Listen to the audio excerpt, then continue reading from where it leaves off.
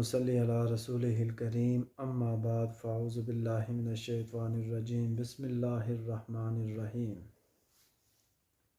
برادران اسلام، گزشتہ میں نے اعتکاف اور فضائل اعتکاف پر بات کی تھی۔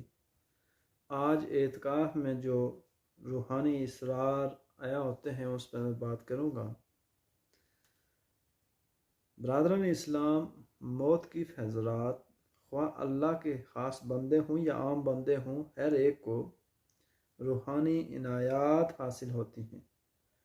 جو حضرات پہلی یا دوسری مرتبہ اعتکاف کریں انہیں عموماً توبہ کی توفیق میسر آتی ہے۔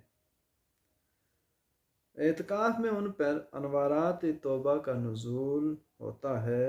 وہ اپنے سابقہ گناہوں کو یاد کر کے روتے ہیں اور اللہ کے حضور نادم ہوتے ہیں کہ انہوں نے گناہ کیوں کیے، انہوں نے عمر دنیاوی لذت میں کیوں گزاری، کیوں انہوں نے اللہ کی عبادت کی۔ چنانچہ انوارات توبہ کے نزول کی وجہ سے موقف کو تائب ہونے کی توفیق مل جاتی ہے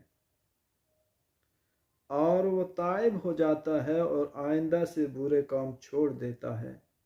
لیکن توبہ کی منزل بھی صرف انہیں حاصل ہوتی ہے جو خلوص نیت سے تائب ہونے کی کوشش کریں، وگرنہ کچھ حاصل نہیں ہوتا۔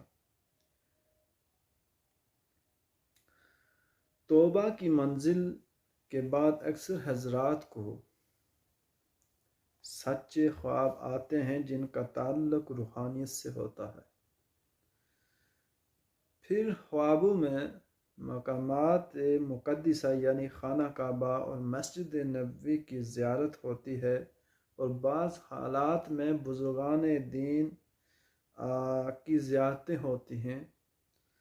اگر کوئی خلوص نیت سے اعتکاف میں رسول کریم صلی اللہ تعالی علیہ وآلہ وسلم کی زیارت کی دعا کرے تو اس کی یہ خواہش بھی پوری ہو جاتی ہے، اور موت کی فیضرات نبی اکرم صلی اللہ تعالی علیہ وآلہ وسلم کی زیارت سے فیض یاب ہوتے ہیں۔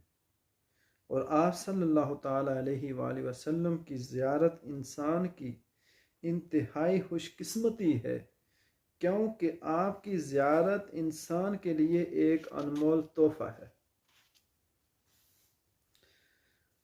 مقدس زیارات کے بعد جوں ہر سال سالک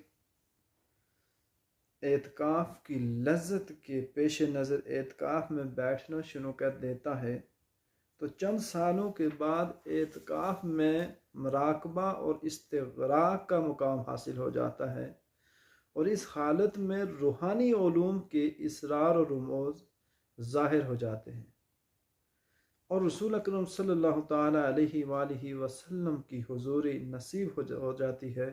جب حضوری کا مقام حاصل ہوتا ہے تو سالک میں عشق مصطفیٰ کا جذبہ بھی عروج پر پہنچ جاتا ہے، اور رسول اکرم صلی اللہ تعالی علیہ وآلہ وسلم کی حضوری حاصل ہونے سے انسانی مقدر جاگ اٹھتا ہے، اور اس مقام پر سالک کو شفقت مصطفیٰ کے صلی اللہ تعالی علیہ وآلہ وسلم کے خصوصی انعامات حاصل ہوتے ہیں۔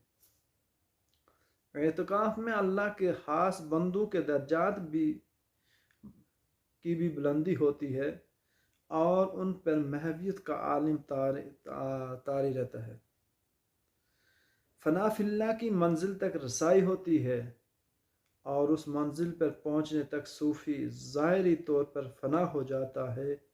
در حقیقت اعتکاف میں اللہ کے خاص بندوں کو اتنے فیوز و برکات اور اسرار حاصل ہوتے ہیں کہ جو تحریر میں نہیں لائے جا سکتے، کیونکہ محبوب کے رازوں کو عوام الناس پر ظاہر کرنے کی اہل تصوف پر پابندی عائد ہے، اور نہ ہی اللہ کے روحانی بید اور اسرار نو کے قلم پہ آ سکتے ہیں، کیونکہ دنیا میں ان کی مثل کوئی نہیں۔ یعنی کہ اعتکاف کی آڑ میں اللہ تعالیٰ نے بے شمار روحانی فیوز و برکات چھپا رکھے ہیں، اور جس پر چاہتا ہے ظاہر کر دیتا ہے۔ صحیح معنوں میں اللہ تعالیٰ یہ اعتکاف کے رموز و اسرار سمجھنے کی توفیق عطا فرمائے، اور ہر سال خلوص سے دل سے، خلوص سے نیت سے اللہ تعالیٰ کی رضا کے لیے اعتکاف کرنے کی توفیق عطا فرمائے۔ آمین۔ وآخر الدعوانا الحمدللہ۔